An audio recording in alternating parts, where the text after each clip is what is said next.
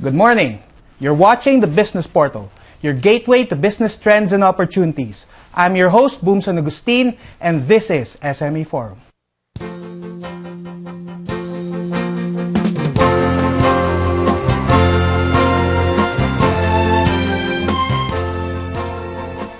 Good morning, everybody.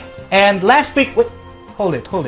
Last week, let's review what we did last week. Were you listening, Alvin, to last week? Of course, yes. You were listening. Yeah. Okay, so Alvin, can you tell us what happened last week? Go ahead. This is graded recitation. Right. Do it. Okay. Well, anyway, last week was an interesting show because we had an attorney Francis, and Adore of DSAP, the Direct Sellers Association of the Philippines, right? The chairman himself came over to talk about scams and how to avoid scams, and if you've been victimized in a scam, what to do next, right? So, how did I do it? That was right. Good. He was actually listening, yes, folks. Of course. And today we're going to talk to two scammers. Oh, no, sorry. No. We're going to talk to two people about learning. Since it's easy to get scammed when you don't know what you're doing or when you don't know how to get into business. But today we're going to talk about failure and how we can avoid these types of failures. Scam is a failure. Okay, so our topic today, why businesses fail. So let's introduce our guests. Our first guest, let's introduce the lady first. Okay, our first guest is the founder of Profora Media. Her name is Jam Mayor Flores. Good morning, Boom. Thanks for having me. Good morning, everyone. All right. So, and then our next guest, well, he's not a new face to me because we work together. He's my partner in our business, but he's my boss also. Yes, he's the managing director of BizWiz Resources, Mr. Jeffrey Yu. Hi, good morning. Well, I love the boss part. I'm an avid fan of SME Forum. Great show. Oh, you better be. Yes. Okay, so. Good morning, everyone. So, let's start our topic. Okay? Now, we're going to talk about failure.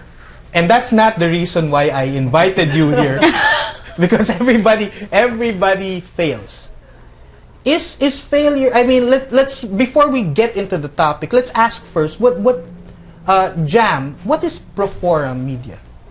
Well, Profora Media pretty much is a virtual events organization. We focus on training and consultancy for companies and professionals that would like to migrate the physical events to the virtual world or the virtual space, pretty much, yes. Wow, migrate the physical events to the virtual space. Yes. That's okay. We will need a translator for that one. Okay, so but don't worry. I think our audiences know. Well, they're more intelligent than I am. I'm pretty sure of that. So later we can expound on that. Sure. Okay. But what do you do basically? How many do you run other businesses as well? Yes, I have tons of projects. I mean, apart from Profora Media, of course, I manage that mainly. But there's another one that's coming up, which is Home-Based Elite. And this will actually focus on still training, still more in consultancy for those who would like to start their businesses online and learn how to make money online. And this is not the scam things that you've been telling. No, it's real deal training, and there are a lot of people out there who would like to start their own home business. Not the usual soaps and all that. I'm focusing on the online businesses. So like skill-based. Skill-based, yes. From writing to web design, even to SEO or social media and all that, even conducting virtual events, you know, pretty much. So yeah, putting the physical into the virtual. Yes, exactly. Right. Into the virtual space, yes. Right. She got me there. Okay. Okay, Jeff, what is BizWiz about? BizWiz, as the name implies, business wizards. In fact, I have the wizard hat. Yeah. You have a wizard hat as well, right? I do, but I didn't bring mine. Okay, you had to bring it, right? BizWiz is a training company, both online and offline, about entrepreneurship. And we provide the most magical, enjoyable, dynamic source of entrepreneurial learning for the public, for people to be able to attain a success in their business. Yes. Wow, he memorized that. Yeah.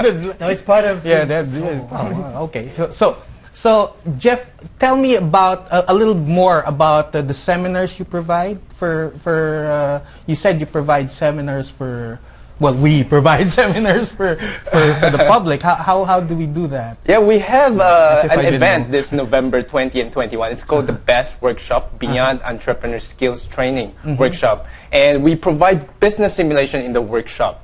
Like, for example, to give you an idea, when you join the workshop, you'll be having a plane chips for you to use it. Plane chips. Expound, yes. Okay. It's actually the money, the wizard money. We call it the wizard money. Wizard money. And you'll be playing it or not playing it, learning it, and expound it. Expand your money, wizard money, the wizard environment. Okay. Well. Before we continue, is there a number, Alvin, that we can text? Oh no, let me do it because this is actually a very familiar number. Yeah, very familiar number. Okay. If you guys want to send your questions to SME Forum, you can text the number 0923-416-5281. Okay, I'll repeat that. That's 0923. Yeah, it's here, right here, right? Okay, 0923-416-5281. Okay, so to continue, have you, who should I throw this question to? Have you ever felt failure, Jam? I mean, of course. I mean, I think everyone has, you know, and I'm not even ashamed to say that to the audience or to everyone because every entrepreneur really, always the first time, you know, there's failure in some, you know, form or another within the business cycle. So yes, to answer your question, yes. Yeah. I've experienced failure a lot. Well, we'll get to that type of failures you've experienced, but let's ask Jen, how about you? Definitely yes. Definitely yes. Yes. And, Masakit? yeah, masakit. Well, I have started some businesses before, and also the training company, the recent one. Well, there's this event like, for example, okay, training, no, kala mo, bilis lang, no, you can actually get a lot of participants. But at the start, just to share you a secret, it's no longer a secret now. Right. Well, you told it to nationwide. Yeah, 15 participants lang ang nag-attend. We're expecting 50. And the worst part here is only 5 participants are paid participants. Oh, imagine that. So that's a failure, but I learned from that. And I learned how to overcome. I mean, we make it better in our next event.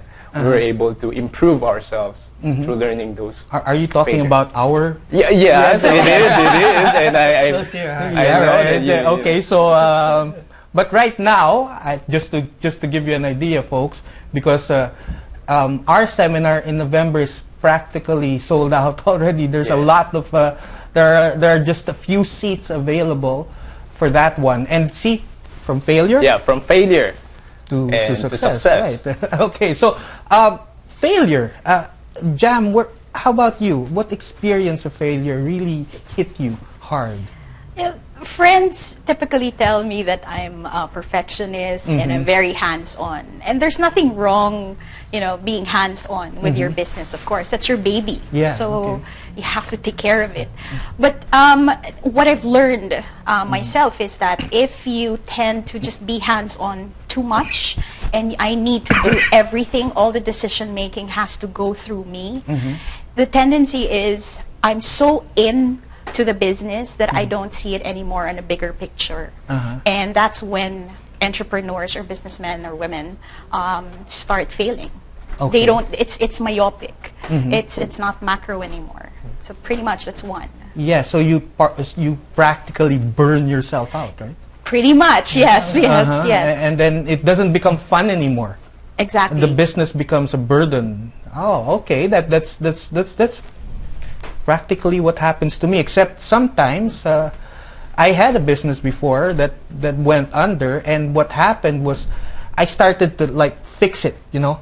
Something broke. I mean, it's like something went wrong with the business, sales went bad, and instead of trying to take it with a grain of salt, I tried to fix it. I tried to overcompensate for it, tried to fix what was broken, and then it ended up breaking other things as well, right? I think somebody called it the Humpty Dumpty effect. You know the old story. You know that story. Yeah. Where Yes. Humpty Dumpty sat on the wall, had a great fall. Had a All the great all the king's soldiers couldn't put him back together again. Yeah, and I didn't. I couldn't really. And that happened to me too. So, failure. If failure and business go together, I mean, and our viewers right now are just watching us, asking, should I even get into business? Kasama pala ang failure dito eh. I mean, what can you say, Jeff? Should we still get into business, even if failure is a part of it? Yes, definitely. Well, failure is always a part of business success because through failures we learn and we grow. And through failures as well, for my experience, like the events and other businesses, I'm able to learn more and able to ask for mentor. And these are all the necessary things for us to become successful. So yes, definitely failure is definitely one should go into business and one should face failure. Okay, how about you, Jam? No, I totally agree with Jeff. I mean, as I've mentioned earlier, I'm still hands-on up to now. Yeah. I mean, but not as much because I've learned from that failure. And I would kind of quote my mentor, my business mentor, which is pretty much my dad and my siblings. Because I grew up with a family of entrepreneurs. So pretty much it's about how you pick yourself up and say, okay, am I going to move on or am I going to do the Humpty Dumpty effect and find out, there's that calculated risk, right? So step back. Okay, I failed, admit. Step back for a minute or two or a few days, depends, and find out, okay, I learned something, then let's move on. I mean, that's exactly what we need to do. Let go. Yeah, okay. Just let go and change. So and move on. so failure basically is a learning process. Yes. It's not necessarily something you should be afraid of. Right? Yeah. I'm curious though. You mentioned, Jan, that you step back and move on, but some people step back and they just stay back there. So how do you motivate yourself? You too, Jeff. How do you motivate yourselves to move on after a devastating failure, like you mentioned? Masakit, diba? So how do you move on? It does take a lot of courage. I survive pretty much based on, what support from friends and colleagues. But on a business perspective, looking at financials and all that, does it make sense to continue or not? Or probably say, you know what, this situation, whatever it is, maybe it's time to close down and move to another new idea. Because honestly, Alvin, we always have new ideas every day. Yeah. So that might close down, probably. But you can always have an idea and then, grow the seed, so to speak. So that's what I think. Yeah. Do you have a specific story, Jeff, about a failure and how much you lost? And what was your mindset then when you lost that much money? And Yeah, I have a story. He's someone close to me, and he previously have a big company on food and beverage distribution, and I think they got bored. They got bored? Yeah, they got bored, Wow. and Bored. they started to put up another business, which is restaurant business and at the same time supermarket business simultaneously. Wow, it should have been good. Yeah, Okay. should have been good. And the problem is they are not that familiar with that line of business, and they started to fail. Okay, and then it went negative. Okay. In that it affects the main business, that it goes negative as well. The main business, like they are issuing checks to the suppliers, and the check were bouncing. Okay. Okay, that Not was, good. and that's the time that they, but because of their ego, because of their pride, they don't want to close that business, the restaurant and also the supermarket. But Humpty Dumpty eventually again. they close it, they close down because they really cannot afford it anymore. And that person is my brother-in-law, and right now he's my business partner in the company called King's Fortune Merchandise. Okay. And what happened here is that he persevered, though he admit his mistakes. That's the most important, admitting that, hey, I failed, and I admit, and I just need to close down and not do the Humpty Dumpty effect, right? Yeah. To fix everything and move on. wow. Yeah, wow. Okay, so everybody's a Humpty Dumpty right now. So, well, okay, failure. it's good if you have money, right? You can start again. But what if you don't have any more money? What if you don't have any more money and you're getting into business for the first time, and this is like your last ounce of savings? Should we still do it? How about you, Jan? This reminds me of that was about 10 years ago when I actually started the business with pretty much nothing. It depends, of course. The usual process is you have a feasibility study and all that, right? But there sometimes come a time where you have to just do it. What I did, just to share a little bit, is I just had my own computer. It was more of a desktop publishing and graphic design company way back. Yeah. And I had just little money. I had just my computer. I started out. So start small. Okay. Start small. The tendency of entrepreneurs is when they want to be entrepreneurs or they want to be businessmen is, oh, I want to be like Henry C. or I want to have millions of pesos the next day. And realistically, that doesn't really happen. So I guess the advice there is, you can start one even if you don't have much. Yes, you can do the usual loan, but based on experience, I've done it pretty much successfully. Start with just the things that you have, and I'm sure your family or friends can start to help pretty much. Yeah.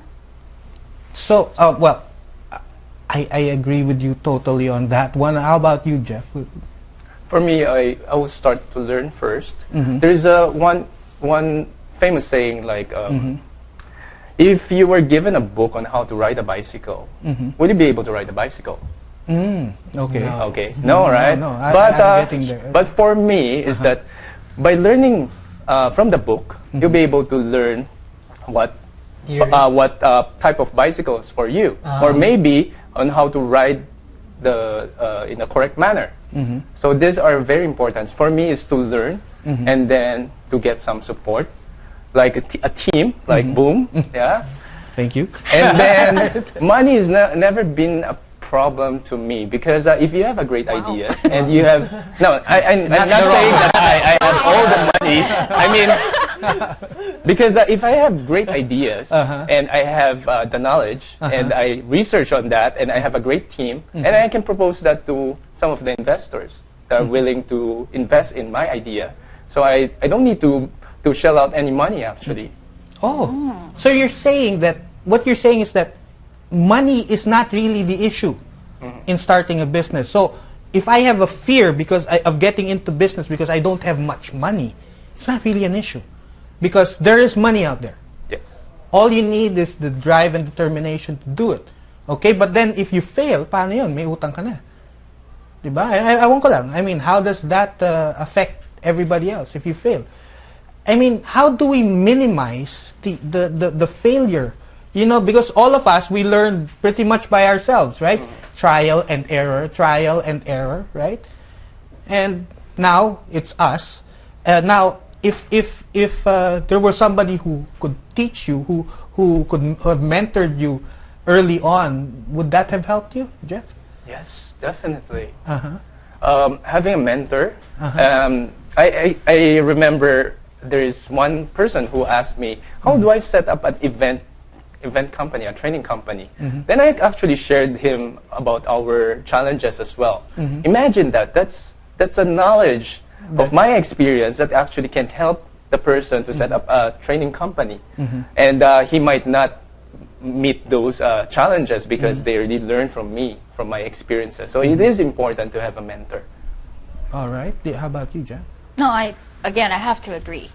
I mentioned earlier that I grew up with, within a family of entrepreneurs. So they're the driving force. They are actually my mentors. And apart from that, of course, I always try to learn from other people who are into the business. Exactly. Ask questions. Even tidbits of information actually works. So you constantly learn about your industry. You constantly learn how to make your business better, how to find money and all that. I mean, there are tons of topics out there about entrepreneurship, right? Right. Yeah. Okay. Wait, we'll stop there. We're going on a break. And when we come back, let's find out how to shorten the gap between success and failure.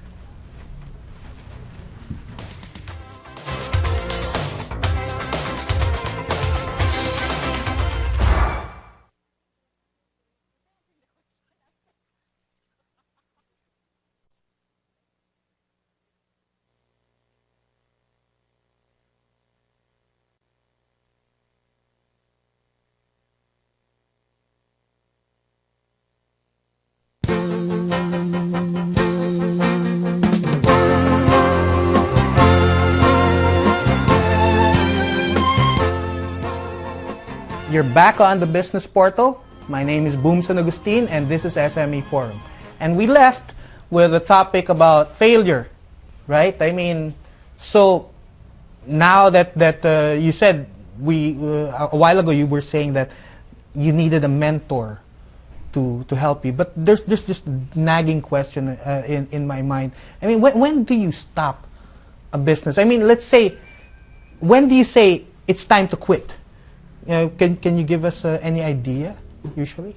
Well, normally I think I would say based on like financials, obviously.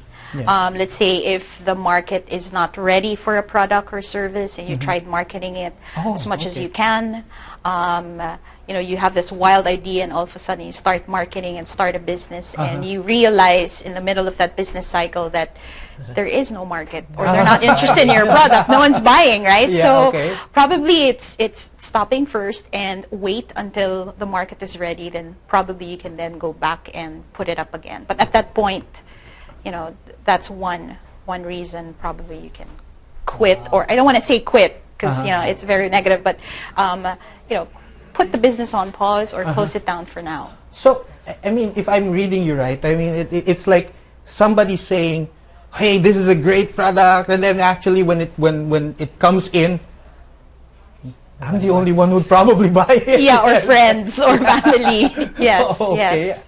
How about you, Jeff? I mean, is there any time when you think we should close a business? Well, I agree with John about financial. Of course, if I cannot afford it anymore, then it'll be hard. Another thing that I would like to add is, if let's say, for example, if you intend to change your strategy, if there's something changed and you would like to try it one more time, and if you can afford to try it one more time, and probably I would say, why not? Try it one more time, because there is a change. If there's no change, if you're still doing the same and over again, it will still be the same result. Good point. Okay, I mean, wait, sorry, I know you have a question in mind, but let me cut you there. Okay, so it's dictated upon by money, mostly. From what I'm getting, the answers are dictated upon by money. But are there other circumstances? Like I heard that many people get into a business only for profit. I mean, you just get into it for the money. Is it all about the money? Let's try with Jeff first. Okay, we've asked Jam a lot. First, let's try you. Okay, for me, no, it's not all about profit. That's the difference between businessman and entrepreneur. And right now our topic is about entrepreneur. Yeah. Entrepreneur is more of focusing on the consumer or the customers first. Okay, yes. So being a servant, being a public servant. Like big companies, they actually provide good services to people, right? Yeah. And this is adding value to the people. Then in return, they get blessings from them and they get rewarded. And eventually they gain profit. Okay. But if it's profit first, it's more of a, for me, my personal opinion is that it's more of a win and lose situation. Like, I want to gain money from Alvin, but by selling my product, but the product is not a quality product or something like that. Just for the sake of profit, then it will be hard to survive in this journey. Just make money once, then. Yeah. True. Is it the same with you? I'm the type of person, and my family would probably disagree right now. It's not really about the profits. As Jeff mentioned, an entrepreneur is really it's more of heart. You believe in a certain product and you want it to, you want to share it to everyone, whether it be just fragrance or perfume, or it could be, hey, anything that's online. Whatever the idea is, you work hard and so on. So it's not about profits. It's really that you want to share. Exactly, it's customers. You want to share that you have something to offer that's going to make their life easier or better. So closing a business, I went back to closing.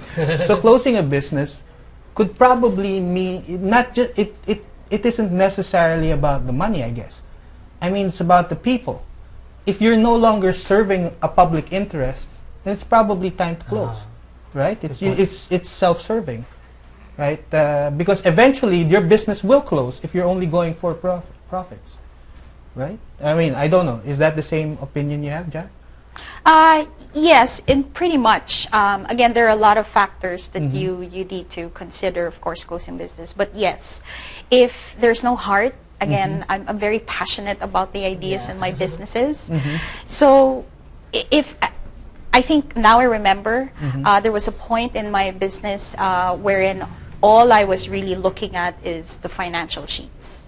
And I realized at the end of the day, hold on, how come I'm failing? There's something wrong. And I realized it was just because I was looking at Excel sheets all day or meeting with my accountant and seeing the pluses and the minuses. And when I went back again to the core, why did I put up this business in the first place? So the heart and the passion, that's when things actually went better, or they became better. So pretty much. Well, of course, that didn't really close my business, but yes, years ago that kind of happened to me as well. It's all profits, no sales. Okay, never mind, forget it. And I realized if I pursued probably at that point, went back to the basics, then I wouldn't have closed it. But I decided to. Yeah, I think it's the same with the seminar you were saying. Jeff, with Best, since I am a part of it, I can probably share a little more about it. Is that when we were starting, it was not about the money, right? And then we kept giving, we kept giving, and now it's actually, I would call it a success right now, because people are actually coming in from we don't know where. We don't know where. You were just mentioning several emails. You sent several emails to me. Hey, we got there's a group coming in. There's a group buying in, and it's amazing. We don't know where they're coming from, right? I mean, is that the same experience? Because we started to give. Yeah, true. And when we start to give, people start to notice as well, and then at the same time, blessing comes in. And I do believe that once we give, we'll receive. And that's what happened to BizWiz Resources. And right now we have mediums to market our products and services, partnering with other companies as well, right? And that is done by the heart. Okay, so your question. I kept you up too long. I forgot my question actually, but Jeff mentioned about marketing, so I guess that's an important factor too in why businesses fail, because people don't get to market their products properly. How did you come up with those marketing concepts for both of you, right? So how does one come up with the marketing concepts for business? Well, firstly, like Boo mentioned, it should be from the heart. And we provide free trainings. It's because to add value to people and to be able to share our knowledge. Free trainings? Yeah, free trainings. In fact, we have one, right? Free trainings. And also we network with people and we cross-promote each other. So that's one way of marketing it as well. Promoting other people's product as well for free, and they themselves also promote our products as well for free. So it's more of a win-win if we're talking about adding value. It's not about I just want to be, gain profit and I want you to lose, something like that. So initially you did not do this win-win thing. You did not market others. Then you tried co-marketing with others. That's when you started to pick up. Actually, yes. Both actually. It's because it's a process anyway. It's a process. Yeah, we started out on the selfish path. and then eventually when we saw that it was more profitable, I mean, it was better for us to instead of compete, cooperate with other trainings. And which brings me to a question. Training. I mean, you guys offer trainings, right? I mean, this is one way of shortening the gap between failure and success, to attend more trainings, right? So what makes your training, our training, different from others? Okay. Aside from being a wizard. Aside from the wizard hat. Right. Well, Can I show you? Can I show the viewers something? Oh, sure. Yeah. Go ahead. Yeah. Oh, Yeah. Oh, okay. Yeah, here. Okay. And there's 100 money. pesos. Okay. Okay. And keep the camera on this. I want him to. I want to know what this. for example, this is your. This is what we are with right now. And once we attend our workshops, the Beyond Entrepreneur Skills Training Workshop, I need your help to You need assistance. can you help me blow? Okay, all right. Blow? That's it? Oh, may laway.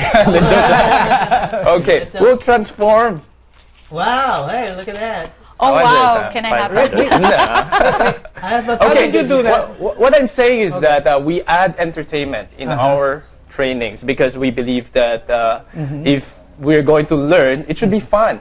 Okay. And through that fun, through that excitement, we'll be able to retain that knowledge. Okay, so you do magic tricks. We have magic tricks, we have wizard hat, we have some props like playing cards and everything. So we will show you dragons.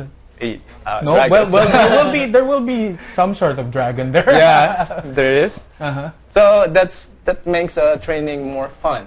Uh-huh. How about you, Jam? What do your trainings have to offer? Our training style is more of tidbits of information. Okay. Because entrepreneurs normally are very busy. And to add to that, it's online. Oh, it's all online. online. Okay. It's not the usual recorded video that you see on websites. It's really live online seminars with resource speakers or experts. All What's different about it is that it's more collaborative, meaning on a typical physical, setup, you might have 25, 50, or even 100 people in the seminar. And when we talk to a lot of people, or the attendees, the real frustration is when they attend seminars, is that their questions are never answered because there's not enough time, so ergo they don't learn anything. So they can at least repeat this if it's online, right? Yes, that's one. And the beauty of an online seminar or webinar, the way we do it is that we really make sure during that duration, for example, an hour or so, your questions or the attendees' questions are answered. So they can now immediately apply it to, even their career or in their businesses. Oh, okay. Wow. Oh, so two different ways of learning. I mean, there are a lot of other seminars out there, right? I mean, there's Francis Kong. There are other entrepreneur seminars there. Are they all good? Should I attend all of them? Trevor? How about you, Jam? Can you tell me? You could if you have the time. Why not, right? And if you have, a lot of time and effort, and money, sure, why not, right? But personally, I think the way I think I'll just share my experience. The way I choose a seminar, especially on entrepreneurship, is I check the objectives, or I really call up the organization that's offering and ask, okay, what's going to happen? What are the activities? So is there fun involved and all that? Because each entrepreneur's goal at that moment is really different. So pick that one and know exactly that when you make that investment, at the end of the day, when you're done with it, hey, I can now apply it and then I can do something. All right. So maybe we can show our tip box for the day. All right. Now, I've compiled the tip box, and we usually show this to our viewers because it's like a take home for them. Okay. Now, is the tip box ready? No, yeah. Oh, I don't know. They can't. Okay, there it is. No, it's not pyramiding and Ponzi's. It's the other one. Yes, that's one. Exactly that one. Okay, so let's see our first set of tips. This is like the 11. This is like the 11 reasons why businesses fail. Okay, they don't understand the market. Yes, we touched on that. I think it came through the question and answer. Okay, the Humpty Dumpty effect. Actually, I added that one. They lose hope when reality sets in. Yes, the reality that business is actually hard. They fail to market their businesses, very important, and they fail to keep good records. Oh, we didn't touch on that, but that's there, right? And then, of course, they have the feel that they have to do it all. You shared something like that, didn't you, John? And how about the next page? They don't educate themselves. They just wing it. That's where training comes in, okay? So they have to continue to improve. They pick profits over people. There, we also discussed that. And they fail to improve themselves. Yes, they fail to improve. And they have developed an inappropriate business relationship. Well, I think that has something to do with their relationship with their business partners or something like that. And they fail to communicate. Okay, so you can get more details, BizWiz Resources, and all the information you see there in front of you. Please take note of it. Please also send your name. That's in the next slide. Okay, well, please send your name, where you're from, your phone number, email address if you have them. Okay, so now let's just to end a bit of this. Okay, I'll ask for your final statements, and then we'll show an AVP of BEST. Okay, so let's end with Jeff first. To lessen the failure rate and to increase the success rate, well, one of the most important leverage in the world is education. Education. Yeah, knowledge in the information age is power plus action, of course. All right. Okay, how about you, Jane? Keep on learning. It's pretty much the same. I think we all have to be a student of our industry, pretty much, of our businesses. And that's going to help you at least minimize you falling down or failing in your business. All right. So, Direk, can we show the AVP for the BEST workshop? If it's just a few seconds anyway. Okay. So here we go. There it is.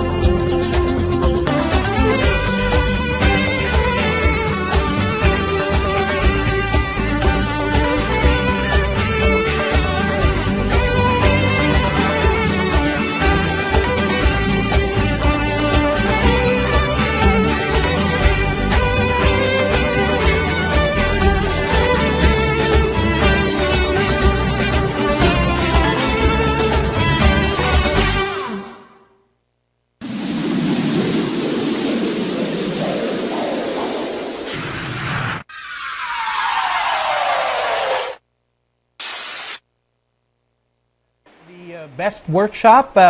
It will be on November 20 and 21. Get into the excitement. And also, if you want to learn more about the BEST workshop, we have a free workshop on October 21, which also happens to be Jeff's birthday. Happy birthday, okay? On October 21 at the Makati Stock Exchange Penthouse, 6 p.m. Is that 6 p.m.? 6 p.m. at the Makati Stock Exchange Penthouse. Free 2-hour business simulation. And now, we're ending the show with this. Yes, that's the BEST workshop there for us to get to. Now, let me end this with a saying that is really close to my heart as usual. I will say, it's not about perfection. Since we were talking about failure, it's not about perfection. It's about connection. Make that connection. Okay? This is Boom San Agustin. This is SME Forum. Have a great morning.